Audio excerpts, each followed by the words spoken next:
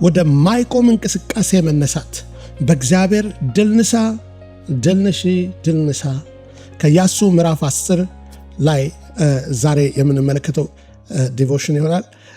ዛሬ እግዚአብሔር የእምነታችሁን እግር ሽንፈት ወደ ማያውቀው ተራራ ላይ ያቆመዋል። ሃሌሉያ። ሰላም ቅዱሳን፣ እንደምን ሰነበታችሁ? ሳምንቱን ሁሉ በመልካም እንዳሳለፋችሁ በእግዚአብሔር ጸጋ ተስፋ አደርጋለሁ። ከኢያሱ መጽሐፍ ያለንን የጀመርነውን የስብከት ጉዞ ዛሬም እንቀጥላለሁኝ። ስለ እምነት ታዛዥነት፣ ድልና የእግዚአብሔርን ቃል ኪዳን ፍጻሜ የሚናገር መጽሐፍ ነው። እስካሁን ድረስ ጌታ በቃሉ በኃይል ሲናገረን ቆይቷል። ለዛሬ ህይወታችን ምሳሌና አርአያም እየሰጠን ነው። ከነዚህ ክፍሎች ዛሬ ወደ ታላቅ ተአምራት ምዕራፍ ደርሰናል። ከቅዱሳት መጽሐፍ ሁሉ ልዩ ከሆኑ ተአምራት አንዱ እዚህ ክፍል የምናገኘው ነው።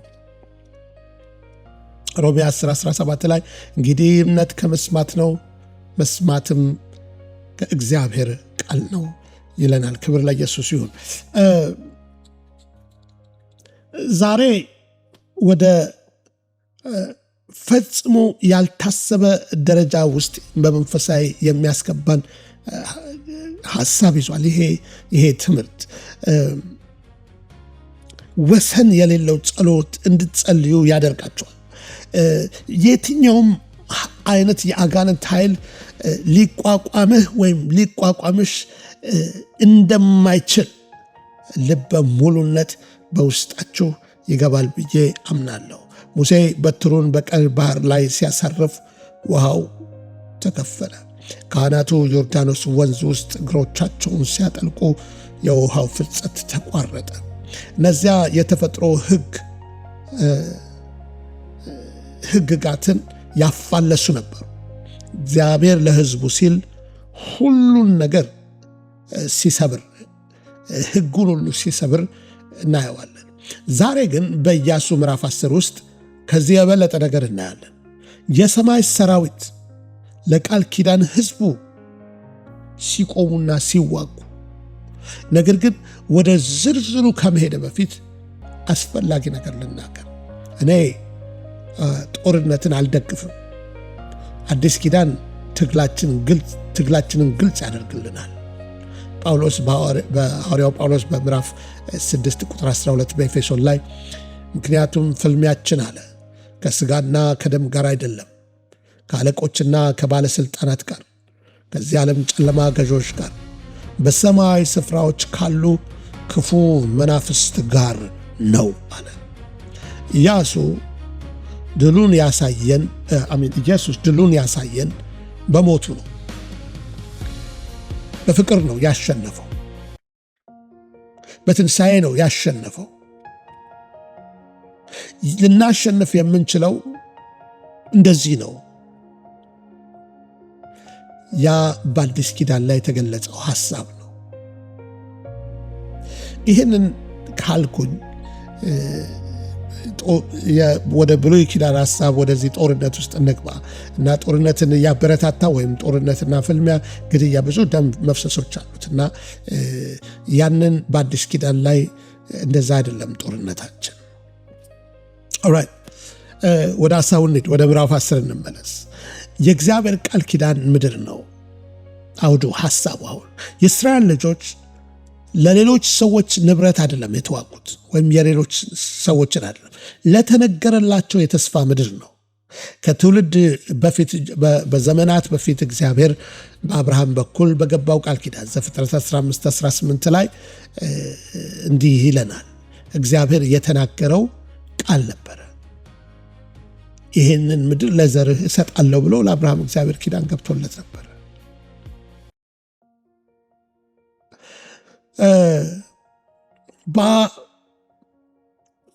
ባልተሰጠን ነገር ወይም ያልተሰጠን ነገር ለመያዝ አይደለም እንዋጋው።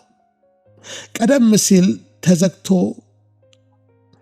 የቀረበልህን ርስት ልትወርስ ነው። ፈውስህን ተከፍሎልሃል እኮ። ሰላምህን፣ ቤተሰብህን ማዳን፣ ስኬት ሁሉ ክርስቶስ ኢየሱስ የመስቀል ሥራ ኪዳን ውስጥ የተገቡ ናቸው። ሁለተኛ ጴጥሮስ ምዕራፍ 1 ቁጥር 3 ላይ ሲነግረን ለሕይወትና ለእግዚአብሔርን ለሚመስል ሁሉ የሚሆን ነገር ሁሉ ወደ ክብርና ወደ በጎነት ለጠራን ለዚህ ዓለም ወዳጅ ዕውቀቱ ሁሉ ለእኛ ሰጥቶናል ይላል።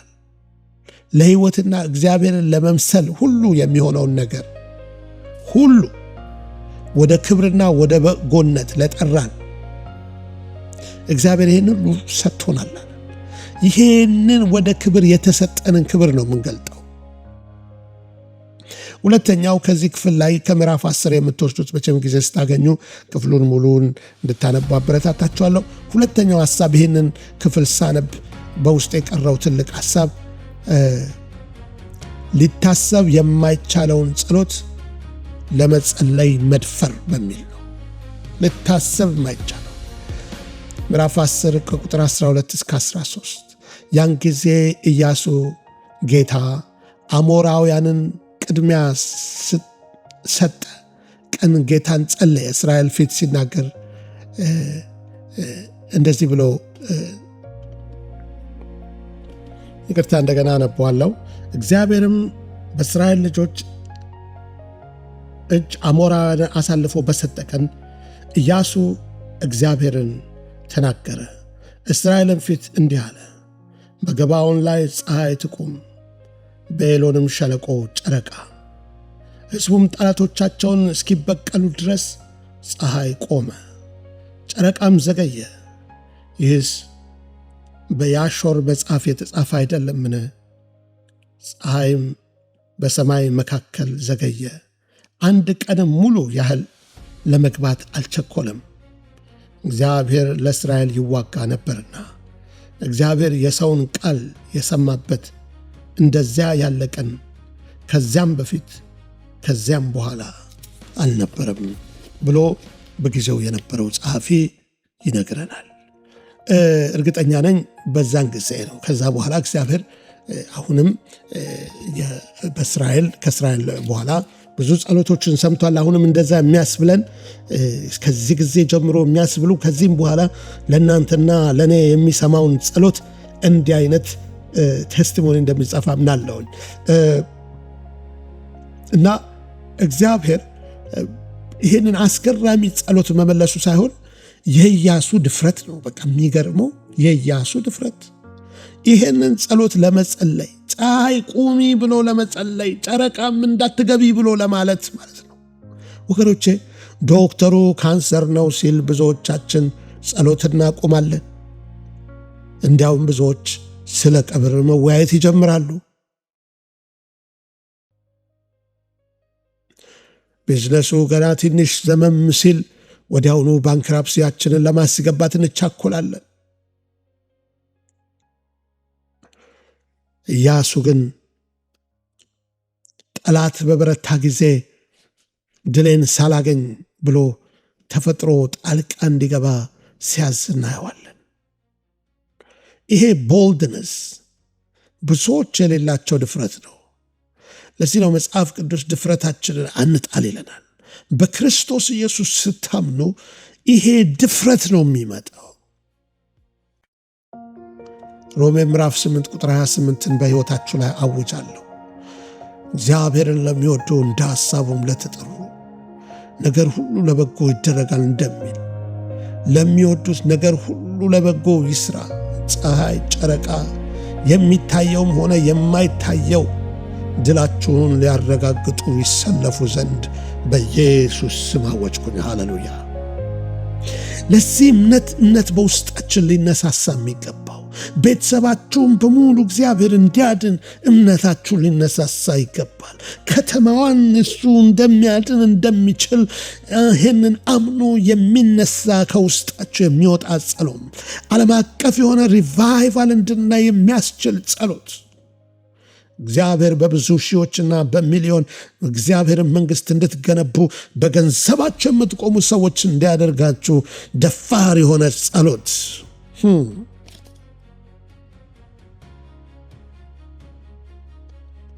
በኤርምያስ ምዕራፍ 30 ቁጥር 3 ላይ ወደ እኔ ጥራ ይላል። ይሄ 1962 እትም ነው። እኔም እመልስልሃለሁ፣ የማታውቀውንም ታላቅና ምስጢር ነገር አሳይሃለሁ።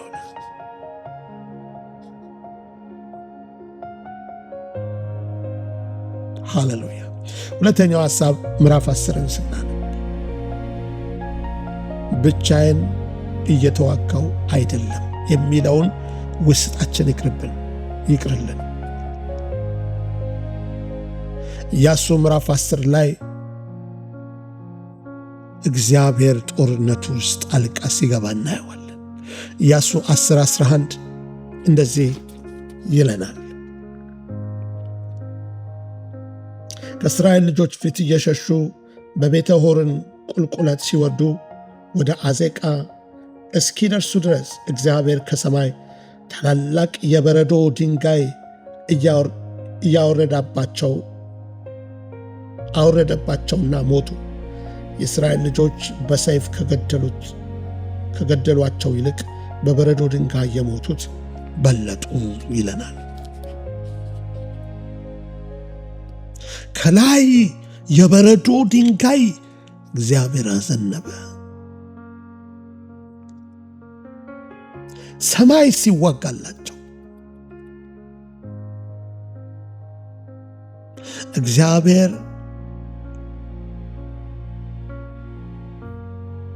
ኃይል የሱ ነው። ብርታት ውስጥ ጠላትን የሚገፋው እሱ ነው። እኛ መሳሪያ ነን። አንተ አይደለም ተዋጊ፣ እሱ ነው የሚዋጋው። ግን ፓሲቭ ሆነን ደግሞ ቁጭ ብለን ተመልካች እንድንሆን አይደለም የጠራን። መዝሙረ ዳዊት ምዕራፍ 34 ቁጥር 7 ላይ የጌታ መልአክ እርሱን በሚፈሩ ዙሪያዎች ሰፍኖ ያድናቸዋል ይላል። እርሱን የሚለው እዚህ ጋር እግዚአብሔርን ነው።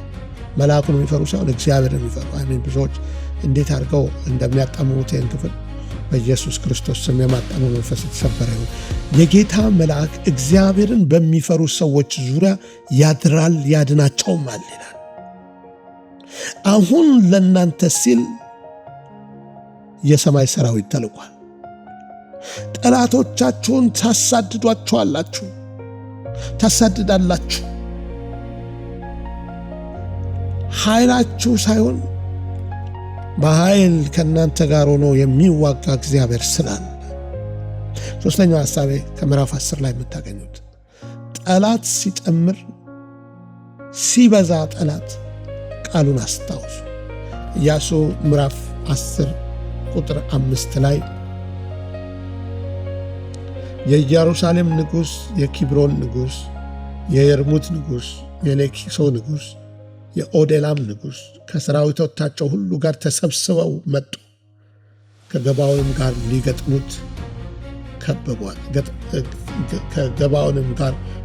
ከበቧት ይላል። ከዛ የገባዖን ሰዎች ያው ቃል ኪዳን አድርገውላቸው የለም ኢያሱን ድረስልን አሉት። 5 ነገሥታት ናቸው የመጡት። ጌታ እንደዚህ ያለው ለኢያሱ ምዕራፍ 10 ቁጥር 8 ላይ ኢያሱን በእጅ አሳልፌ ሰጥቻቸዋለሁና እግዚአብሔርም ኢያሱን በእጅ አሳልፌ ሰጥቻቸዋለሁና አትፍራቸው፣ ከእነርሱም አንድ ሰው የሚቋቋምህ የለም አለው ይላል። እግዚአብሔር ጠላት በቃ በመጣ ጊዜ ልትሞት ነው አለቀልህ በሚል የመጣውን አትችለውም በሚለን ጊዜ እግዚአብሔር አሳልፌ ሰጥቻቸዋለሁ፣ በፍጹም የሚቋቋምህ የለም፣ ታሸንፋለህ ይላል። ወንድሜ ታሸንፋለህ። የሚዋጋለ ሰማይ። ይሄ ትልቅ እምነታችንን ሊጨምር የሚገባ የእግዚአብሔር ተስፋ። ጠላት ኃይል በጨመረ ቁጥር የጨመረውን የእግዚአብሔርን ተስፋ ወደኛ ይዞ ይመጣል። እሱ ይሄ የገባው ዘካርያስ ምዕራፍ 4 ቁጥር 7 ላይ የሰራዊት ጌታ እግዚአብሔር እንዲህ ይላል፣ በኃይል አይደለም ለሕዝቤም ስልጣንም አይደለም፣ ዳሩ ግን በመንፈሴ ነው። 1962 ትርጉም ነው እንደዛ የሚለው። በኃይልም አይደለም በብርታትም አይደለም፣ እግዚአብሔር በመንፈሴ ነው ይላል። በመንፈስ ቅዱስ ጉልበት የሚገኝ ድል ነው። የመጨረሻው ሐሳብ ከዛ በፊት አንድ የተስፋ ቃል ልንገራችሁ። ኢሳይያስ 41 ቁጥር 10 ላይ አትፍራ፣ ምክንያቱም እኔ ካንተ ጋር ነኝ። አትደንብር፣ ምክንያቱም እኔ አምላክ ነኝ። አበረታሃለሁ፣ ደግሞም እረዳሃለሁ፣ ደግሞም በጽድቄ ቀኝ እደግፍሃለሁ። ሃሌሉያ። አራተኛው ሐሳብ የመጨረሻው ያዘዘህን ሁሉ አድርግ። በዚህ ምዕራፍ ውስጥ በተደጋጋሚ የምናነበው ቃል ነው። በኢያሱ ምዕራፍ 10 ቁጥር 40 ላይ ሄደን በምናይበት ጊዜ ኢያሱ 10 የመጨረሻው ቁጥር 40 ላይ እንዲሁም ኢያሱ ምድሪቱን ሁሉ ተራራማውን አገር፣ ደቡቡንም፣ ቆላውንም፣ ቁልቁለቱንም፣ ነገሥታቶቻቸውንም ሁሉ መታ፣ ማንንም አላስቀረም። የእስራኤል አምላክ እግዚአብሔር እንዳዘዘው ነፍስ ያለበትን ሁሉ ፈጽሞ አጠፋ ይላል። እንዳዘዘው ነው የሚለው። ያደረገው ያንን ሁሉ ያደረገው የእግዚአብሔር ትእዛዝ ስለነበረው ነው። ከሱ ኢጎ የተነሳ አይደለም። ያለውን ነው ያደረገው። ዛሬ እግዚአብሔር አትፍራ፣ አትደንግጥ፣ ጽና፣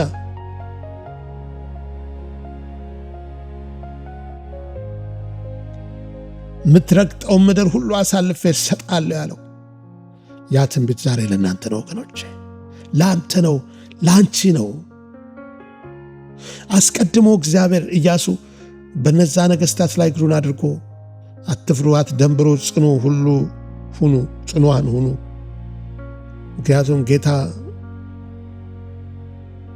የምትዋጉትን ባላጋሮቻቸውን ሁሉ እንዲሁ ያደርጓቸዋል ብሎ ነገራቸው ይላል። ምዕራፍ 10 ቁጥር 25 ላይ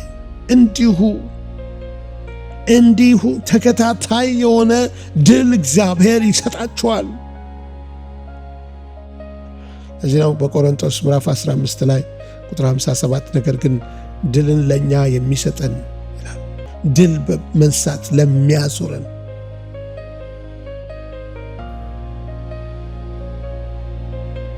በማሸነፍ ለሚያዞረን ለእርሱ በጌታችን በኢየሱስ ክርስቶስ ክብር ይሁን። ለማጠቃለል መልእክቴን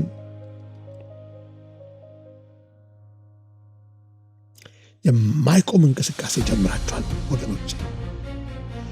እግዚአብሔር መንፈስ ከኢያሱ ታሪክ ለእናንተ የሚናገረው ነገር አለ። ፀሐይ ፍሰቷን ሊያቋርጥ የቻለ ጸሎት ላንተም እንዲሁ መልሳለሁ። ሰማይ ጠላቶቻችሁ ላይ የበረዶ ድንጋይ ሊያዘንብባቸው፣ መላእክት በዙሪያችሁ ሊሰፍሩ፣ በገጠማችሁት ውጊያው ሁሉ ድልን እንድትቀዳጁ ከእናንተ ጋር ይወጣል። ሮሜ 8 ከ37 እስከ 39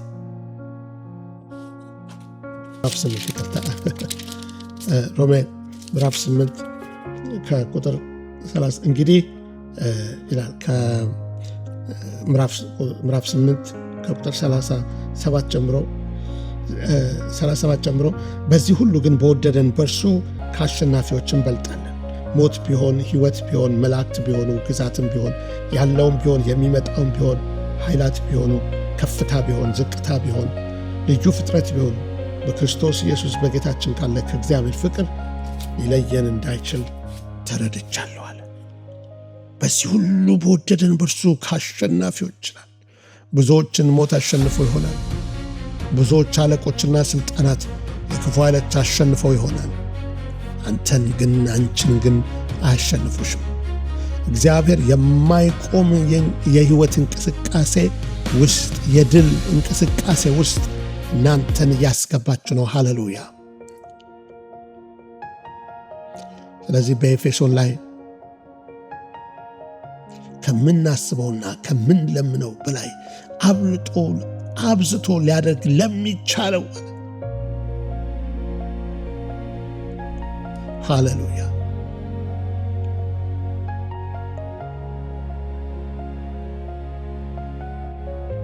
ዛሬ የምናውጅበት ቀን ይሁን ወገኖች። ይሄ ቃል ልባችንን አነሳስቶ ወደ እምነት ውስጥ ካልከተተን ታሪክ ሆኖ ነው የሚቀረው።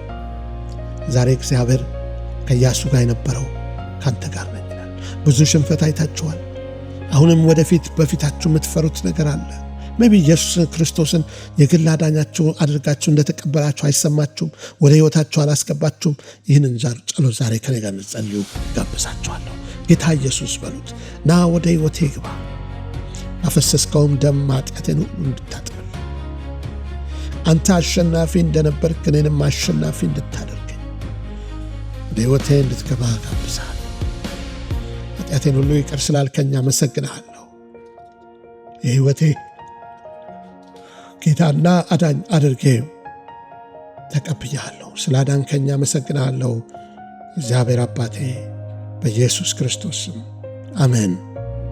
በጸሎት ጨርሳለሁ። እግዚአብሔር ሆይ ስለ ቃልህ እጅግ አድርገን እናመሰግናለን። ይህንን ቃልህን የሰሙት እህቶችና ወንድሞቼ እንድትባርካቸው በኢየሱስ ስም የዚህ ቃል መንፈስ ያገኛቸው ዘንድ እምነታቸው ወደ ከፍ ወዳለ ደረጃ ይመጣ ዘንድ በኢየሱስ ክርስቶስ ስም ጸሎታቸው የጨመረ ይሆን ዘንድ መተማመናቸውና በአንተ ላይ መደገፋቸው ጨምር ዘንድ በኢየሱስ ስም ጸልያለሁ። ማንኛውም ሰልፍ በእነሱ ላይ የተነሳ ሰልፍ፣ የበሽታ ሰልፍ፣ የአጋንንት ሰልፍ፣ የጨለማ ሰልፍ በኢየሱስ ክርስቶስ ስም የተወገደ ይሁን። በጌታ በኢየሱስ ስም የፈውስ ኃይልህ ያገኛቸው ዘንድ ሁለንተናቸው ጤና ይሆን ዘንድ በነገር ሁሉ ደግሞ የተባረኩ ይሆኑ ዘንድ ጌታ ሆይ በብዙ ተባርከው መንግሥትህን በብዙ የሚባርኩ አድርገህ እንድታቆማቸው በኢየሱስ ስም ጸለይኩኝ። አሜን አሜን። እግዚአብሔር ይባርካችሁ። መልካም ሳምንት እየተመኘውላችሁ፣ ምናልባት ሰብስክራይብ ካላረጋችሁ ፕሊዝ ዱ ሶ። በየጊዜው የሚለቀቀውን መልእክት እንድታገኙ ላይክ አድርጉ። ለሌሎች ደግሞ በማካፈል የወንጌልን ስራ አብራችሁ እንድትሰሩ ጋብዛችኋለሁ። ይህንን አገልግሎት በጸሎትም በገንዘብም ለምትደግፉ ሁሉ ላመሰግናችሁ እወዳለሁ። በመቀጠል እንድታደርጉት አበረታታችኋለሁ። መልካም ሳምንት። ደህና ቆዩ።